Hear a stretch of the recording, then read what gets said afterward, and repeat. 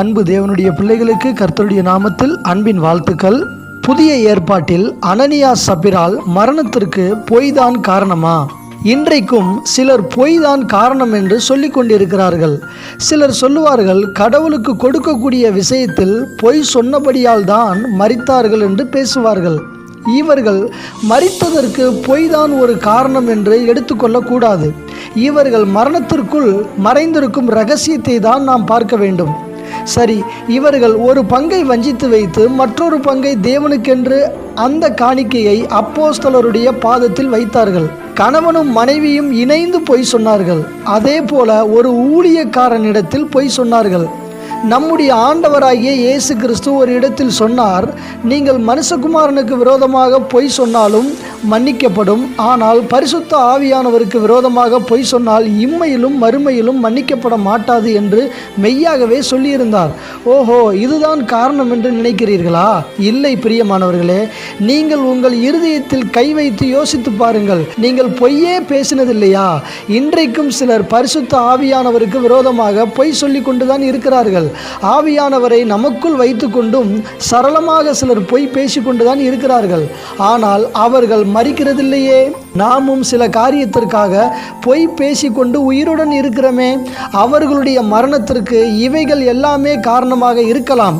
ஏன் அடுத்தடுத்து இவர்கள் மரித்தார்கள்? இப்போ மரணத்திற்கு முக்கிய காரணத்தை கவனியுங்கள்.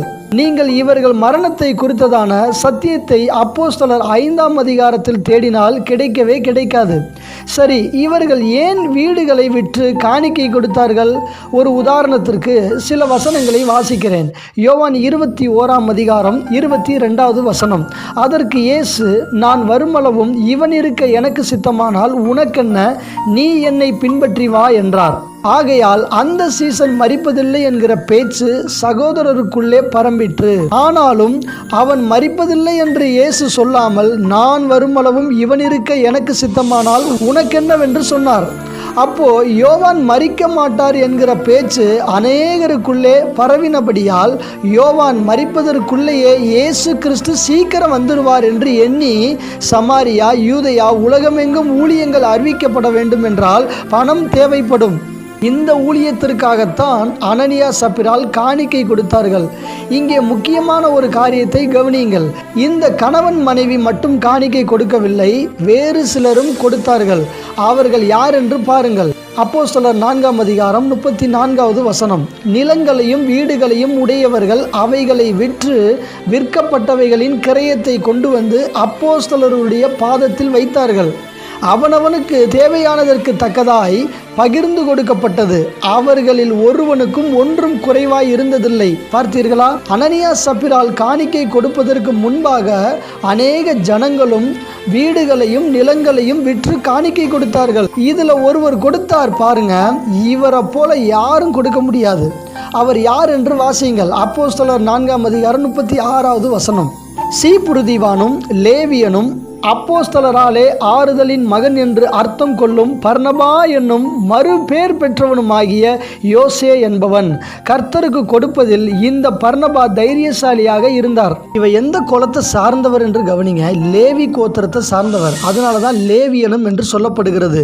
பழைய ஏற்பாட்டில் ஆண்டவர் சொன்னார், லேவியன் எனக்கு காணிக்கை கொடுக்க வேண்டியது அவசியமே இல்லைன்னார். ஆனா இந்த லேவியன் தான் முன்பாக வந்து என்ன செய்கிறார்? நிலங்களையும் வீடுகளையும் விற்று கொடுக்கிறார். ஏன் இவர் தைரியசாலி என்றால், பர்னபா என்பதற்கு தைரியசாலி என்று அர்த்தம். அப்போஸ்தலனாகிய பவுல் ரட்சிக்கப்பட்டதும் அவரை யாரும் எருசலேமில் ஏற்றுக்கொள்ளவில்லை. பவுலை பார்த்து பயந்த சூழ்நிலையில் இருந்தார்கள். பவுலை பர்னபா தான் தைரியமாக ஏற்றுக்கொண்டு இவர்கள் 2 பேரும் ஊழியம் செய்தார்கள் என்று நாம் பார்க்கிறோம். இந்த பர்னபா இதன் மூலமாக தைரியசாலி என்று பேர் வைத்தார்கள். இவன் நிலங்களையும் வீடுகளையும் விற்று ஊழியத்திற்கு கொடுத்ததால் அப்போஸ்தலர்கள் இந்த யோசே என்கிற பர்னபாவுக்கு சபைக்கு முன்பாக நிறுத்தி ஆறுதலின் மகன் என்று புகழ்ந்து பேரும் புகழும் கொடுத்தார்கள்.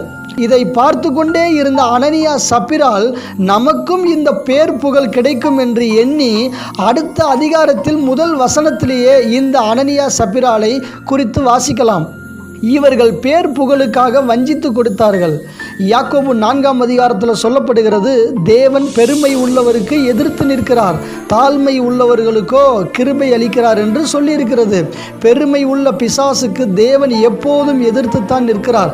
ஏன், பெருமை உள்ளவர்களுக்கே தேவன் எதிர்த்து நிற்கிறார். சங்கீத புத்தகத்தில் சொல்லப்பட்ட வார்த்தையை நாம் மறந்துவிடக்கூடாது. சங்கீதம் 18:27 சொல்லப்படுகிறது, தேவன் புனிதனுக்கு புனிதராகவும் மாறுபாடு உள்ளவனுக்கு மாறுபாடாகவும் இருக்கிறார். அனனியா சப்பிரால் தேவனுக்கு முன்பாக மாறுபாடாக நடந்தார்கள். பேர் பெருமைக்காக காணிக்கை கொடுத்தார்கள். இப்போ புரிகிறதா? பொய் தான் முக்கிய காரணம் என்று எண்ணிவிடக்கூடாது. பெருமை உள்ளவர்களை ஆண்டவர் தள்ளிவிடுகிறவராக இருக்கிறார். நமக்குள்ளும் இந்த பெருமையை அகற்றிவிட்டு நாம் எதை செய்தாலும் கர்த்தருக்காக தாழ்மையாய் செய்வோம். ஆமென்.